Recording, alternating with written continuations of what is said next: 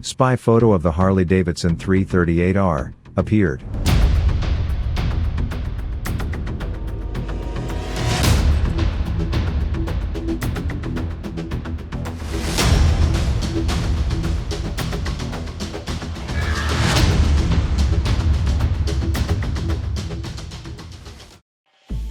Welcome to the Motorcycle News. The affordable Harley-Davidson entry-level model with the 338cc two-cylinder has now been spotted for the first time. So it seems that Harley will launch this model after all. The new model was announced some time ago. However, due to the strategic reorientation at Harley-Davidson, it was not clear whether it would be released yet. But the appearance of a first picture suggests that it will be. The model is manufactured in China by Qianjang, who are also responsible for the production of Benelli motorcycles. Therefore, the Harley-Davidson 338R is also based on the Benelli 302S. However, the engine may have been reworked a little bit and got a small plus in displacement.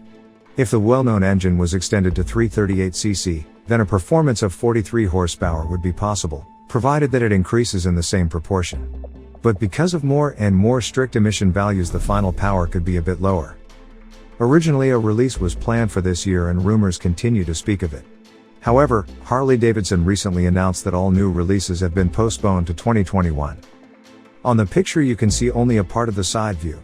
You can see that the platform is identical to that of the Benelli 302S and that the main frame, the wheels, the suspension and the brakes have been adopted.